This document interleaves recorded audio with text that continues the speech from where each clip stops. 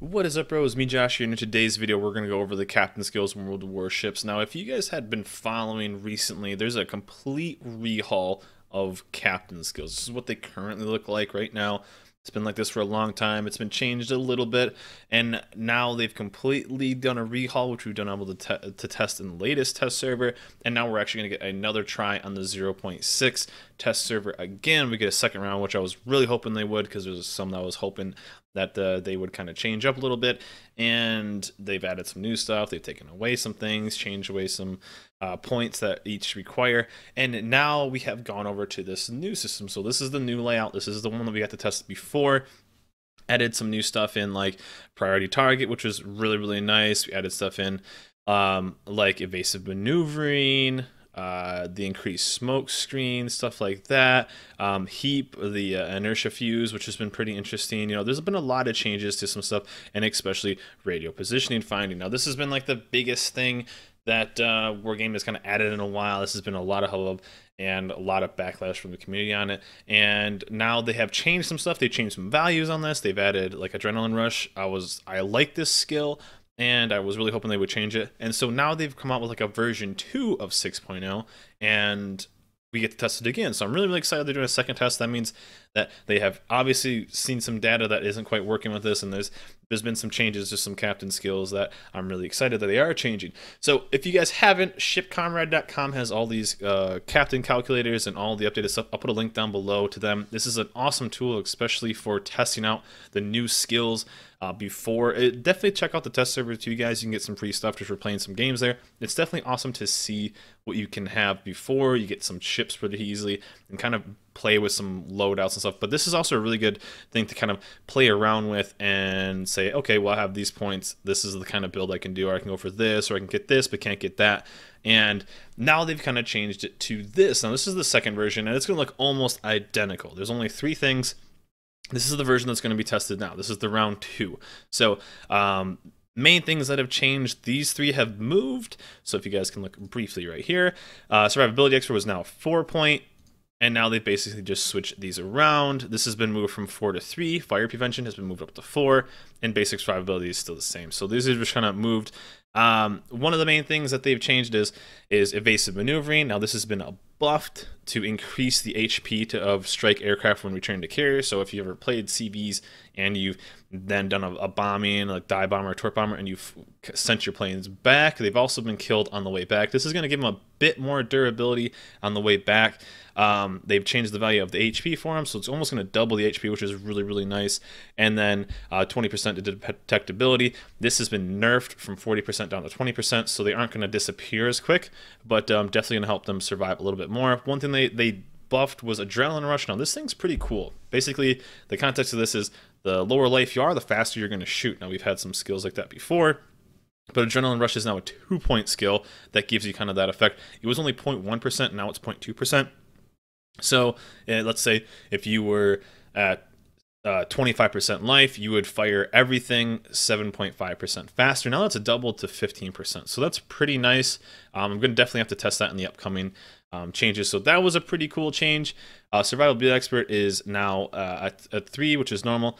And survivability expert, basic survivability is now 3 point, and survivability expert has actually been nerfed. Well, kind of nerfed, kind of buffed, so depending on how you look at it. So this used to be a 4-point skill. It's a 4-point skill in the current, and survivability expert used to be 400 per tier. Now it's only 350 per tier. So each tier you're going to lose, 50 life, which isn't terrible.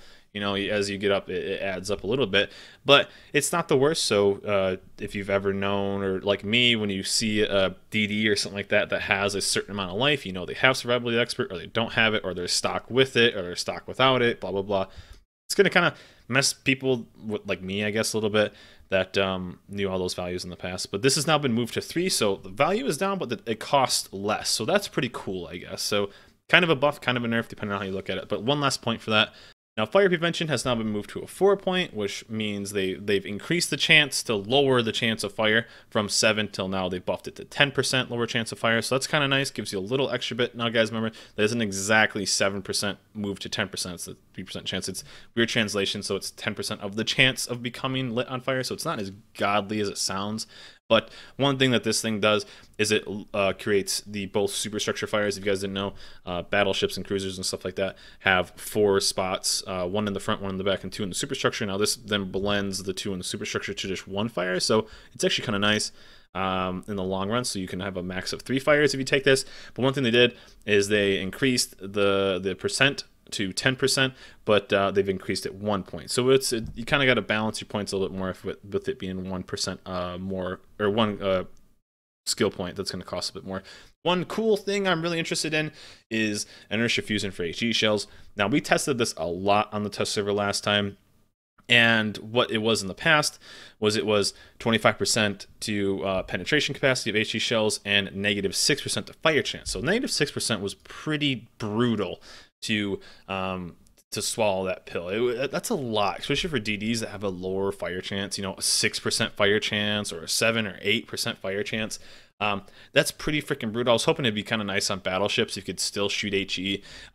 This kind of found its spot maybe in some cruisers, couple destroyers, and now they've increased the penetration value, which is pretty nice. So I'm excited to try this one out as well.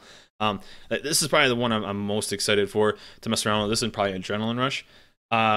But they've have the chance that you're going to lose for fire. So instead of losing 6%, now you're only losing 3%. So that's not that bad. I think this could definitely find some places in, let's say, Japanese destroyer or Japanese cruisers. Definitely some DDs that could definitely throw this in. The Akizuki, the Tier 8 gunboat, definitely could work with this a little bit. You can shoot a lot. The HE on that does very little damage, so you could definitely just stick with that. And as long as the HE does a little damage, a little bit more damage, you could be really annoying and potentially pump out a lot of damage with that. So this is definitely one we're going to get to test, and I believe the test server opens up tomorrow, so this should be a blast to play around with. Like I said, guys, this is a great tool, and I'll put a link down to this below. This is a great tool to really build some builds and kind of brainstorm, maybe with a couple friends or something like that, saying, hey, would this work? Would this work? How does this, what would this cruiser work with this? And then really spend your points and lay out your points before it comes, because if you do it live, then it's going to cost you doubloons, or just a long retraining process. So definitely a smart idea to use this tool. Advanced runner training stays the same, manual stays the same. And honestly, one thing I'm super surprised, I'm surprised with this, is radio position finding. There's been a massive backlash from the community, and everyone thinks this thing is going to really cause a lot of problems with the upcoming games, especially with DD players. This, I'm surprised it's still in the game. I really am. I thought they would take it out. I thought they would change it. Now, we don't know if this is going to be a different version of it or if it's going to be the exact same. Something I talked about before on my stream is if they increase the arc. If you guys saw it before, they increase the arc to make it not as pinpointy. So maybe they have changed a little bit of this, of how the UI works with this. So we're definitely gonna have to test that as well on the test server and really play around with this. But I am actually surprised that RPF is still in the game. We will see if it continues. Now, this is the 2nd round for test servers. Now, I don't think we've seen a 3rd round on test servers, but with how many things they're adding and changing, I still wouldn't be surprised if we saw a 3rd round of test servers. The last one did really well. There's actually a lot of people on it, and if you guys haven't, be sure to check it out. But we'll see how this all works. I'm really excited to test a couple things. I'm excited to test Adrenaline Rush, especially on like a secondary build, Bismarck, that you get to push or organize now, the Tier 7. Something that can be, you basically get rewarded for being aggressive and taking damage and tanking. So also this Inertia Fuse, this could actually be a lot of fun to play with. It was pretty useless in my opinion before, because you lost so much fire damage.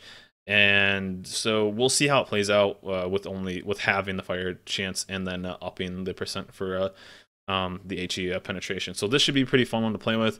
Also, just playing with builds, you know, destroyer builds and battleship builds, especially with fire prevention now costing more and this costing less. So do you take this still? Do you mess around with something else? Maybe take some more 4s?